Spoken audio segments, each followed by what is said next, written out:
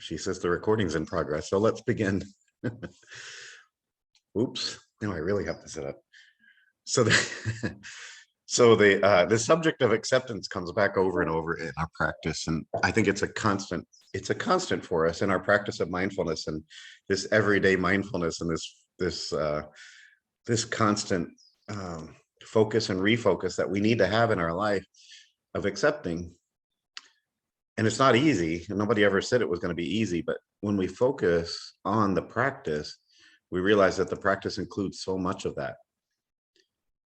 It all begins with being mindful. So here we are right now, and let's focus on this mindful moment of acceptance, realizing that every moment that we encounter in life gives us an opportunity to be mindful. Our breath is always such a good reminder to be mindful because it's always there for us, always, despite all the stuff we're going through. And if we focus on it, we feel how calm and peaceful it is no matter what's going on. But just like our breath, our emotions are always going to be there. And we need to accept that truth instead of resisting that. We can use our happiness to be mindful in this moment, or we can use that fear to be mindful and accept that at this moment, I'm fearing this thing. In the practice of mindfulness, we need to almost let go of identifying our emotions as negative or positive, because the negative emotions, the things we label as negative emotions, sometimes are especially good because it's those things that we're trying to avoid that are showing us what makes us compassionate. It's those things that make us respond emotionally, show us what our morals, where our moral compass lies, where our boundaries are. And these negative emotions can inspire us to help others, to not do harm. When we focus on it that way, we could do it also to not harm ourselves and not make choices from a space of emotion. Mindfulness can help us stay with an emotion until it goes away, to find resolution instead of resistance. And when we sit with it, and we can see that these things are part of our life, we can almost roll with the flow instead of rising and falling with the peaks and valleys of life. A lot of times these emotions come up, and if we sit with them, we realize that our response to the emotion is causing more problems than the actual thing that happened itself. So when we're feeling an emotion, that mindful practice can help us train our thoughts, or refocus our awareness, or move into a different space of acceptance. That's what our practice is all about, is recognizing that this is a constant practice. But with mindfulness, I can sit there and say, wow, I am really angry about what that person said. Why? Wow, I am really having a emotional response to what that person did. And with mindfulness, we can notice our surroundings. We can notice the sounds and the sights and the smells and our thoughts, and recognize that they're all related to each other. So that each time we think about something, we can see how that thought feeds our anger or our sadness or our pain. It's the difference between reacting in a negative way and accepting that we can find a peaceful resolution. And when we find resolution, perhaps it doesn't come back again, but it might. And that's the way life goes. Things come back up over and over again. When I think I finally found the resolution with something that happened in my past, then I have a conversation with somebody that triggers a response. Then I realize it hasn't been resolved. I resolved it at that moment, but this moment is different, and I might be responding to it in a different way. But we know in our practice of mindfulness that mindfulness itself can start to help us in every aspect of our life, because we start embracing life and accepting life and realizing that life is filled with amazing, delightful details that sometimes we've identified as not so delightful. But you know what? It was delightful because it helped me reflect on it. When I feel a bit of pain, when I think about somebody I love that I lost, I realize that that was actually a delightful moment because it allowed me to see that I still carry that person within me. The truth is, whenever we notice our breath, it gives us an opportunity to keep practicing noticing other things, like the way the sun is shining, or the moon, or the wind. Maybe it helps us notice those moments when I slide a sock onto my foot, or I taste food, or I feel the water running over me in the shower. Those are all moments to delight in life and realize everything is happening in the moment, and we should be happening in the moment. When we're mindful, we allow ourselves to get out of the story we're telling ourselves about our life, and we can start experiencing life as it is, our life, and realizing that even amongst the suffering, there are great things ahead. Even amongst the pain, there is beauty in the sunrise. Moving into a space of acceptance, we can work on accepting ourselves, and accepting ourselves doesn't mean that we're fine with our imperfections. It means we accept ourselves as a perfect being, just as we are. In this moment, if I'm feeling miserable, I can accept my miserable self in this moment. If I'm feeling happy, I can accept my happy self in this moment. Acceptance moves us into that space that if I am feeling miserable or sad about something, I shouldn't be wishing to feel happy. And if I'm happy in this moment, I shouldn't be worried about being miserable tomorrow. Because if I find myself being miserable and wishing to be happy, then I'm not accepting this moment as it is. So how can I accept myself as I am if I'm wishing for something or striving for something to be different? Excuse me. In our practice of acceptance and mindful, and we can call it mindful acceptance, we can manage to accept ourselves as we are, and then we're not likely to find ourselves miserable, because those things we used to identify as making us miserable are simply parts of life. That misery comes from suffering of wishing things to be different. But when we accept things as they are, am I really suffering? I might be feeling sad or pained or worried, but when I completely accept myself, when I completely accept the moment as it is, what is there to be miserable about? I'm not a miserable person. The circumstances around me might be making me feel a certain way, but I can move myself from misery and suffering to acceptance and realize that that's not a compromise. It's a recognition.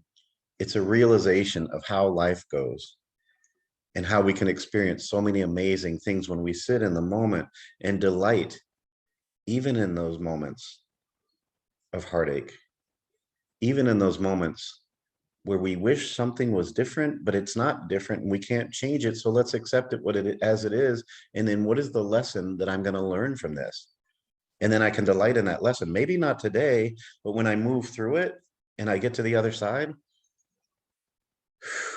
look at me. I made it through that challenge.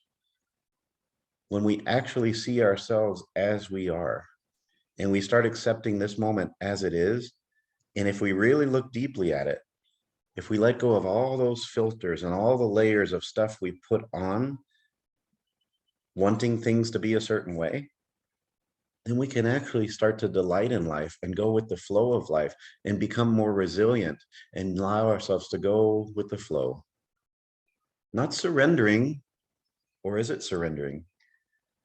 It's surrendering the need to control everything. Because suffering happens when we move into that space where we need to control everything. It's surrendering the need for something to be a certain way, because things aren't usually going to go the way we expect them to be. Expectations cause suffering. Now, we should have goals and we should have some desire for an outcome to be a certain way, but we should allow ourselves to let go of the need for it to have to be that way.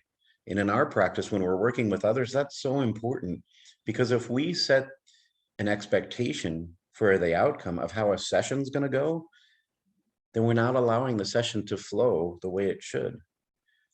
So many times, and I think we leave out this teaching in our practice, to let go of the expectation and the need for this session to go perfectly, whether it's a sound session or a coaching session or a Reiki session or whatever session it needs to be.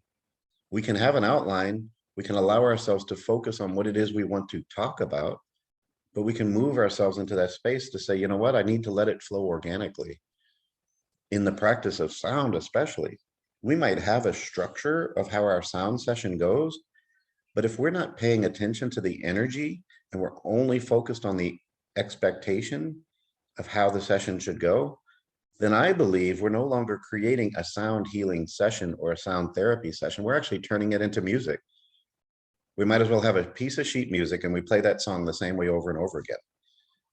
That's disconnecting us from the intuitive parts of our practice. It's disconnecting us from maybe that place of our sacral or our third eye, those places that'll help us guide us into the space of connecting our intuition with the most creative parts of ourselves, and realizing that when we connect our intuition with our creativity in our sessions, working in this healing space, we let go of the need to control it and allow it to go in the direction it needs to go. We allow ourselves to feel where our clients are at any given moment and respond to that intuitively, allowing the energy to move us, allowing our heart and our intuition and our compassion and our creativity and the knowledge of how these instruments or this word or this energy is going to move our clients in the direction that they are asking us to go. We meet them where they are, and instead of meeting them where we want them to be.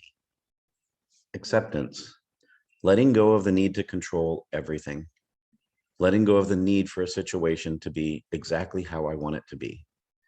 Because 9 times out of 10, it's not going to be how you want it to be. If we allow ourselves to go with the flow, then we let go of the need for it to be a certain way. And then we tap into our true power, our true healing ability to know that from deep within ourselves, we have something to be of service to those who are coming to experience our session. It's almost like that, let go. Jesus, take the wheel kind of thing. As I start my session, I was like, please let the spirit move me. And it does if I let go of the need for it to be a certain way. It's so difficult sometimes when we have all these amazing instruments and we want to play this instrument right now, but the feeling doesn't move me in that way. Just let the feeling take you.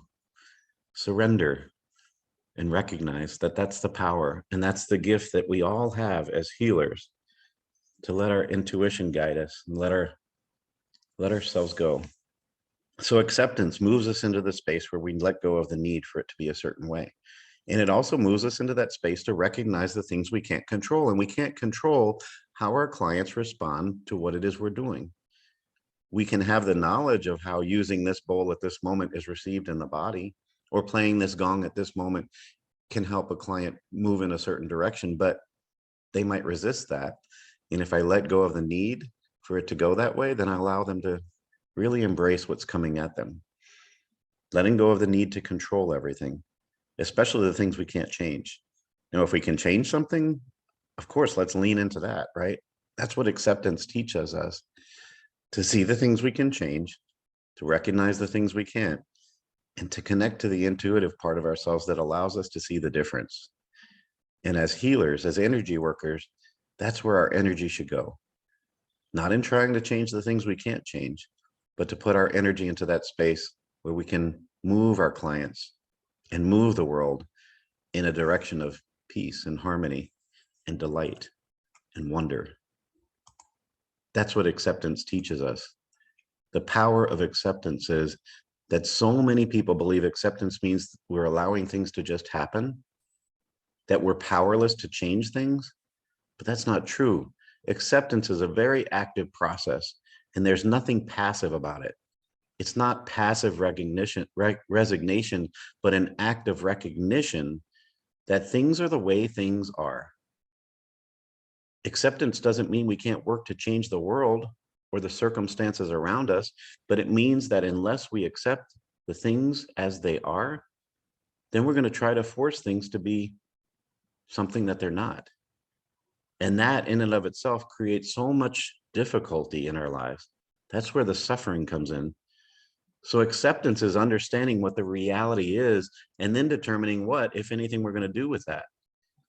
It's recognizing the truth about any situation and recognizing the truth about ourselves and recognizing the truth that we don't always know what our clients need, because so many times they don't know what they need. But it gives us the power of knowledge where we can take stock of where we are, or we can take stock of what's happening around us. It gives us that power of knowledge, and knowledge is the key. And then we can wield that power wisely to make a positive change in the world, in our lives, and with our clients. So the practice of acceptance, it means we're seeing the reality for what it is, instead of lying to ourselves about reality, so that we don't have to deal with the reality itself. So the first reason most people do that is so many times denying the reality. Deep in our mind, we think that relieves the pain or suffering, but that doesn't do that. It doesn't allow us to recognize the real cause of that problem and doesn't allow us to face it head on. Acceptance is one of the most courageous things we can do. It's not passive. When we move into a space of acceptance, it really allows us to identify the root cause of the pain and the suffering, which in and of itself allows us to find a path to maybe help remove it or find resolution with it. The second reason we really want to focus on acceptance is it allows our perspective in the situation to change, not shrugging our shoulders and saying it is what it is, but moving into a space where we can ground ourselves in what it really is. And once we do that, we have a solid foundation from which to move forward. So developing this attitude of acceptance really should be one of our goals in mindfulness, because it allows us to move forward. But that's just the beginning. One of the best techniques to do that is to focus on that breath again. Another thing that we could do is, if we're sitting in a space and there's some noise happening outside, and this was a big lesson for me when we opened our first studio, is understanding that there is always going to be some kind of noise outside of that space. And it's impossible to get rid of it. If you're on a busy street, how are you going to get rid of the busy noise outside? You can never move into a space of complete silence. So one of the biggest things you have to focus on is accepting that that sound is going to be there. The truth is, we need to accept the fact that the wind is always going to be blowing, or there might be a dog barking, or there might be some other background noise. And we can either focus on that, or we can move ourselves into the present. We can do our best to bring ourselves back over and over again. And with practice, does that mean that background noise goes away? No, it's still there. We're just not focusing on it. We can do that same thing when we feel different levels of discomfort, of accepting that it's there. When we move into that space and understand that we can't do anything about some of the pains in our life, well, maybe we can accept that it's there and it won't take up so much space in our head. And then we have to, in our practice, really accept the fact that every time we do what we do, whether it's meditating or doing a sound bath, it's not going to be perfect. There's always going to be something. We have to recognize that even as we're sitting in meditation, there's going to be a stray thought that comes through my mind. That's what life is all about. Being aware of those wandering thoughts, being aware of the fact that there is outside noise, being aware that not every moment in life is going to be joyful or happy. Allowing ourselves to embrace these things allows us to develop this attitude of acceptance. And then we start going more with the flow of life instead of moving into that space of resistance. It's a tough pill to swallow, but it's one of the most important things we can do when we move ourselves into that space of acceptance and peace. So I accept I'm in California today. I accept that it's going to be 105 outside today, but you know what? It's 70 degrees outside now and we have the doors open and it's freaking beautiful. I accept that there's no humidity here, which is going to be interesting, but it's kind of nice. I accept that I can tune in from anywhere in the world and give you a coach's corner. Pretty cool, right? I accept that as we go through this day, there are going to be challenges that pop up, but I accept that there are beautiful moments when I can look outside and see that, you know what, I live in Florida and I don't usually see mountains, but there's a mountain outside right now and I should delight in that. No matter where we are, what we're doing, there is something that we can be delighted by. We can move into that space of accepting the reality, even in those moments where we might be suffering.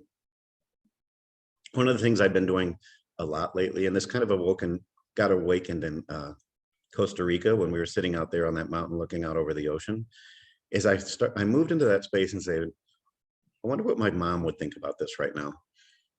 And I do that so often as we were driving across this country. And I remember as kids, when we were kids, we did a lot of road trips. My dad loved to do road trips. He'd take us out of school for 2 weeks and we just go drive.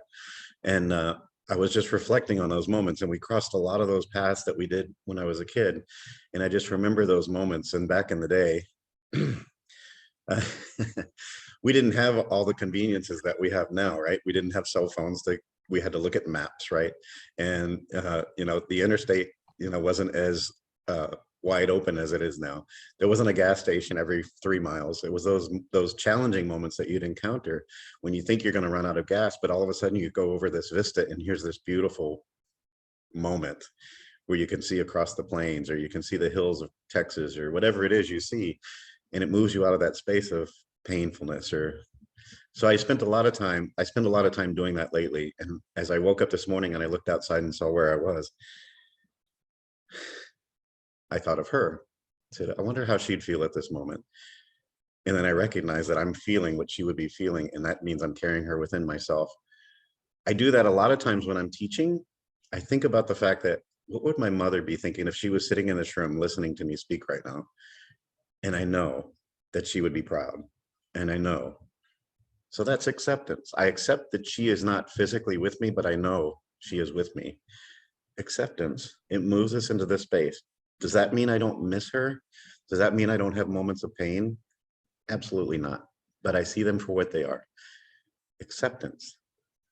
That's the reason, as I've done these coaches corners now for probably 6 months, acceptance probably comes up every month, at least once, because I do find myself sometimes being challenged to accept this story, these things that somebody said, or the suffering in the world. But I can accept that at the same time all those things are happening, there's a beautiful mountain outside and the sun's going to come up tomorrow, and it's a new day. So here we are. I'd like us to do just a short meditation before I close out. So wherever you are and whatever you're doing, unless you're driving, don't close your eyes if you're driving, okay? Just go ahead and close your eyes and just settle down into your breath. And as I said at the very beginning, that's the perfect space to find acceptance. Accept the fact that every moment is an opportunity to be mindful. Our breath is always going to be a good moment because your breath is always there. So just be with your breath and be grateful for it. And then, as I said in the beginning, move into that space of acceptance and recognize how you feel right now. What is your mood? What are the emotions that are there on the surface? And what are the emotions that you hold beneath the surface? And accept the fact that these emotions are always there. They're always changing and shifting. But on this journey of life, we've all experienced those moments of happiness and sadness, of sorrow and joy, of anger and calm. So move into that space of acceptance. And as you feel your emotions, just tell yourself, I see you. I see you. Recognizing that we can use our happiness to be mindful, and we can use our anger to be mindful, and ask ourselves why. Instead of avoiding them, accepting them.